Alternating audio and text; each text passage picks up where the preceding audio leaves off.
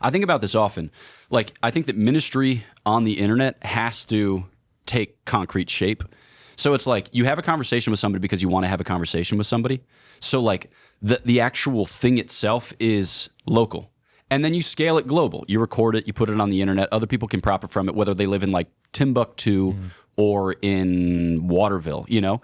But then the idea is that you direct people back local. Because I think every Christian life ought ultimately be defined, shaped by sacramental encounters. Yeah. Like people need to pray. People need to make good use of the sacraments. They need to cultivate Christian friendships. They need to introduce some penance into their lives. They got to study the faith. Like it's down and dirty. Like you got to get the roots of your soul into the metaphysical soil where you are. And so if we're constantly projecting into an anonymous digital space, then we're just going to get lost. And we're not calling people out from that. Yeah. And like back into real life.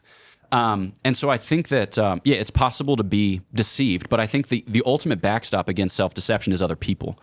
Like, you could have a circle of adoring fans or adulating individuals. That's the type of thing that one can create for himself or herself. Yep. But I think that, like, the people with whom you are bound up, just in point of fact, aren't going to do that. You know, like your kids, your wife. Yeah. Like the people in your parish, the people who actually know you. This is my fear with the faith becoming virtual for many people. It seems like, I don't know, there's this kind of purity spiral where we can kind of become obsessed with the rubrics and the way Holy Mass is celebrated, and we can become very precise and feel very good and safe in that. Yeah. But the beauty of a parish, in a way, is the poverty of its people and its minister and you coming into contact with each other. I went to Mass about a month ago, daily Mass. I left before Mass started because I was so irritated with everybody in the building. You got one woman praying the rosary, but not out loud, but not in her mind. It was just the mutter. Yeah. And then you got another lady whose phone's going off. You got two ladies talking to each other. This is my problem, right? Like I'm not blaming them. I'm saying there's something wrong in me if I can't endure my own poverty, which was that, and then the poverty of those around me. But I think that I'm afraid that we are maybe venturing too deeply into I'll speak for myself, right? Into the virtual space where things become so theoretical, all up in the head, and I'm not actually dealing with the concrete other.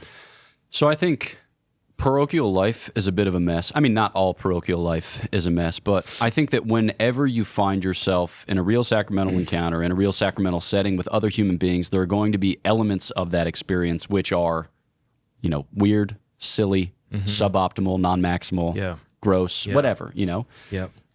We often take masses at like local parishes. This is not to name names, but I'll often find myself preaching to a congregation of like 78 people on a Sunday, most of whom would rather die than hear a homily exceeding 2.5 minutes. You know, it's like, all right, gospel ends. It's like insert Thorazine drip. Yeah. And you see it? You see it. Yeah. And it's like, it's got to be inspiring. You can do any number of things. You can be like, all right, I'm going to entertain, but who cares? You know, like you have to have the poverty to basically be ignored by the majority of the people of God and still to prepare in anticipation of the fact that you're going to be ignored by the majority of the people of God. Because like people have been zoning out of homilies for 2,000 years. Right. And in certain cases, that's actually preserved them from grave error. That's like saved them in their Christian practice. I once went to Mass with my brother and I was like, whatever, ... yada, yada, thus and such.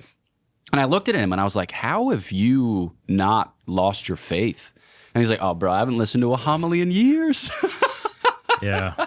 I mean, he pertains to the kind of old Italian elect who takes cigarette breaks during long homilies as a kind of act of protest. Oh, I love it. Which is cool. It is I mean that with no sense of impiety. But sometimes the ministers of the church aren't very respectful of the patients and the genuine, like, they just don't express the best solicitude for the people of God, and they preach for a long time about nothing, which is heartbreaking. Yeah.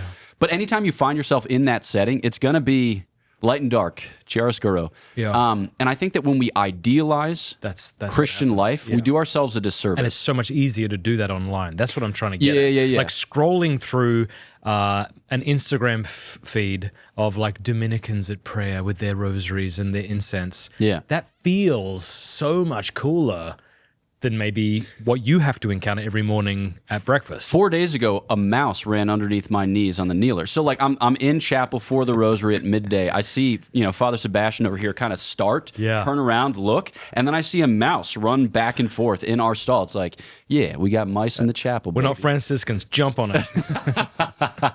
So I stood for the rest of the rosary because I didn't want it crawling up my habit. Yeah. But I think it's like, even, TLM conversations are conversations to be had, but you go to a lot of TLM parishes, you celebrate the TLM in certain settings, and like the choir's bad. And that's okay, because it's a volunteer choir of people who are trying their best.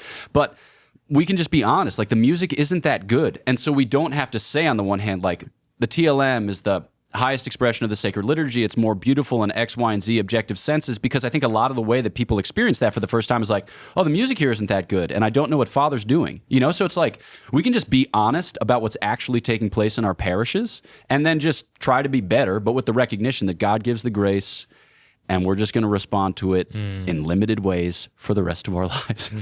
Yeah.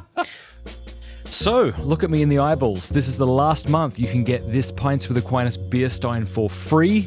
Just this month, the last month, April.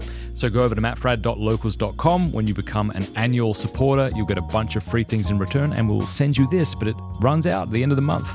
You won't be able to get it next month. So please become a supporter today, mattfradd.locals.com.